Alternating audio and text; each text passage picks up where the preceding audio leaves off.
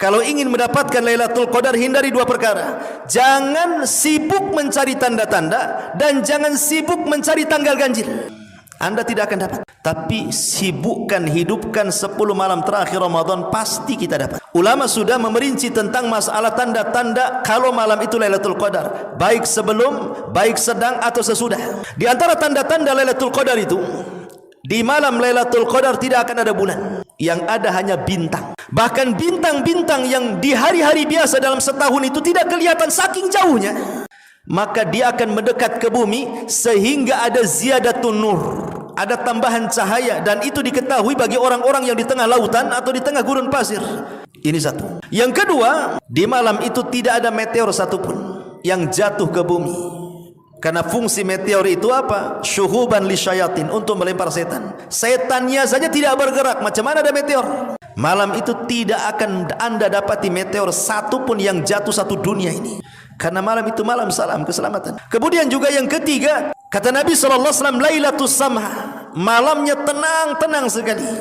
Ya, tidak terlalu panas, tidak terlalu dingin, bagi yang sehat. Kemudian juga, apakah harus seperti itu? Maksudnya cuacanya sepoi-sepoi, angin tidak terlalu kencang, senang? Enggak, terkadang Lailatul Qadar pun bisa terjadi dengan hujan deras. Itu pun tanda Lailatul Qadar. Kenapa? Karena Rasul pernah malamnya Lailatul Qadar, kemudian besoknya Rasul sujud, rupanya Rasul merasakan di dahinya at-tinu wal mah. Jadi ada air dan tanah yang menempel di dahi. Maknanya malamnya hujan. Sehingga tidak mesti cerah gitu cuaca Lailatul Qadar. Bisa saja terjadi hujan deras malam itu Lailatul Qadar. Tapi walaupun hujan deras tidak membahayakan.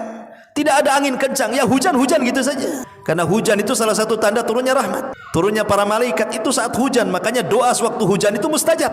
Dan itu sebagai tanda-tanda Lailatul Qadar. Tetapi tanda-tanda yang paling jelas Lailatul Qadar itu justru setelah Lailatul Qadar lewat dari kita. Kapan itu? Di pagi hari.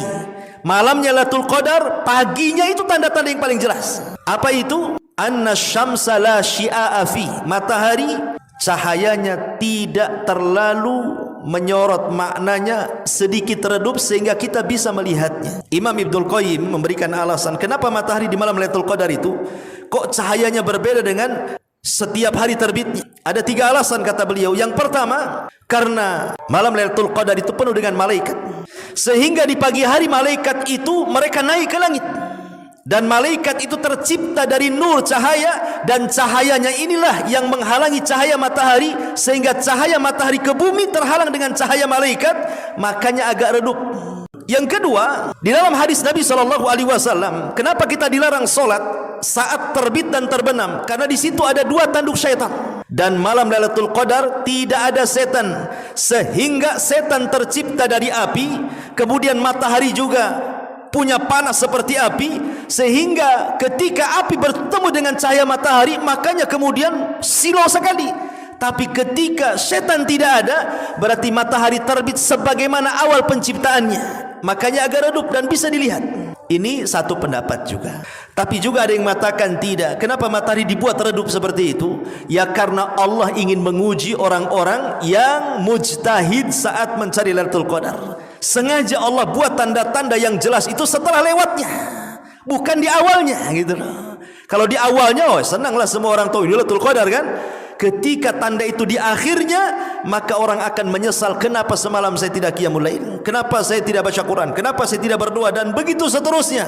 Makanya dibuat tanda-tanda yang paling jelas itu di pagi harinya. Maka hidupkanlah malam Lailatul Qadar itu dengan menghidupkan 10 malam terakhir Ramadan. Tidak mesti 1 malam suntuk, minimalnya ya 2/3 malam atau 1/3 malam. Jangan sampai 1 malam itu terlewatkan tanpa ibadah, gitu maksudnya.